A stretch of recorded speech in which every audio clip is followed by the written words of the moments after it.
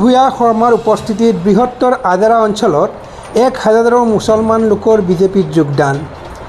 লোকসভাৰ সাধাৰণ নিৰ্বাচনৰ দিন চমু চাপি অহাৰ লগে লগে দেশৰ আন বহু ৰাজ্যৰ দৰে অসমতো ইটো ৰাজনৈতিক দলৰ পৰা সিটো ৰাজনৈতিক দলৰ নেতাকৰ্মীৰ যোগদানৰ ধুমধাম জোৰ উঠিছে। এই ক্ষেত্ৰত সকলোতকৈ আগত আছে বিজেপি দল। বিশেষকৈ 19 এপ্ৰিলত অসমত প্ৰথম পৰ্যায়ৰ নিৰ্বাচনত হৈ যোৱা 5খন আসনৰ 5খনেই লাভ কৰিব বুলি মুখ্যমন্ত্ৰী ডক্টৰ হিমন্ত বিশ্ব শৰ্মা, প্ৰদেশ বিজেপিৰ সভাপতি ভৱেশ কলিতা, অগপৰ সভাপতি অতুল বৰাকে ধৰি মিত্ৰজোঁটৰ নেতাসকলে দাবী কৰি আহিছে।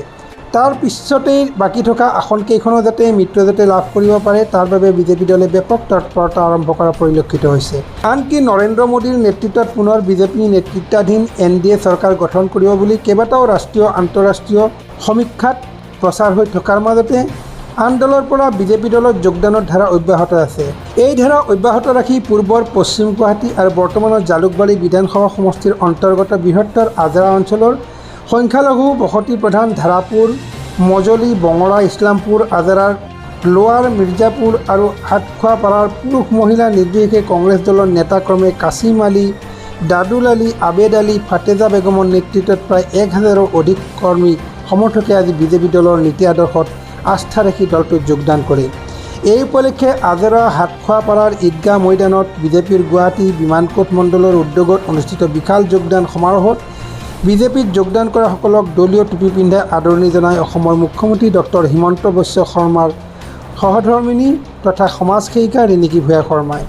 এই উপলক্ষে বিজেপিৰ গুৱাহাটী জিলা সমিতিৰ সভাপতি তপন চন্দ্ৰ দাসে আগবঢ়োৱা সভাত ৰিণিকী ভূঞা শৰ্মাই আগন্তুক লোকসভাৰ নিৰ্বাচনত বিজেপিক কিয় আমি ভোট দিব লাগে তাৰ বিষয়ত ব্যাখ্যা দাঙি ধৰি কয়, বিৰোধী দলে সমালোচনা কৰাৰ দৰে বিজেপি দলে হিন্দু মুছলমানৰ ৰাজনীতি নকৰে, কৰে উন্নয়নৰ ৰাজনীতি।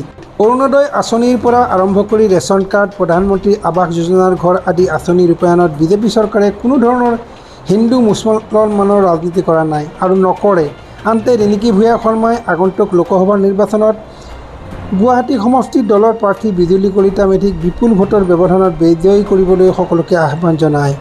সভাত বিজেপিৰ কিষাণ মৰ্চাৰ উপসভাপতি ৰঞ্জিত ভট্টাচাৰ্য, গুৱাহাটী জিলা সংখ্যালঘু মৰ্চাৰ সভাপতি টি ৰাজীৱ আহমেদ, বিমানকোট মণ্ডল সমিতিৰ সভাপতি পদ্মেশ্বৰ মজুমদাৰ, মণ্ডল সমিতিৰ সংখ্যালঘু মৰ্চাৰ সভাপতি ইছলাম আলী, সাধাৰণ সম্পাদক জেহেৰুল ইছলাম প্ৰমুখ কেইবাজনো নেতা উপস্থিত থাকে। সভাত কেইবাজনেও চৰকাৰ জনমুখী আঁচনি আৰু উন্নয়নৰ অংশীদাৰ হোৱাৰ বাবে ধন্যবাদ জ্ঞাপন কৰি আগন্তুক দিনত গুৱাহাটী লোকসভা সমষ্টিৰ মিত্ৰজোঁটৰ প্ৰাৰ্থী বিজুলী কলিতা মেধিক কিদৰে অধিক ভোটত বিজয়ী কৰিব পাৰি তাৰ বাবে হাতে কামে নামি পৰিবলৈ আহ্বান জনায়। সভাত অঞ্চলটোৰ কেইবাজনো জ্যেষ্ঠ নাগৰিক ক্ৰমে হাজী চাহাবুদ্দিন আহমেদ, মহচিন আলীকে ধৰি কেইবাজনো বিশিষ্ট লোক উপস্থিত থাকে। ইফালে ভাৰত মাতা কি জয়, নৰেন্দ্ৰ মোদী জিন্দাবাদ, ডক্টৰ হিমন্ত বিশ্ব শৰ্মা জিন্দাবাদ, বিজেপি জিন্দাবাদ ধ্বনিৰে মুখৰিত হৈ পৰা সভাখনত ৰাষ্ট্ৰীয় সংগীতেৰে সামৰণি মৰা হয়। চিটি ৰিপৰ্ট, অমৃত নিউজ, গুৱাহাটী। অমৃত প্ৰবাহ, অসমীয়া সাপ্তাহিক কাকতৰ ডিজিটেল সংস্কৰণ অমৃত নিউজ, সত্যৰ সন্ধানত অমৃত নিউজ।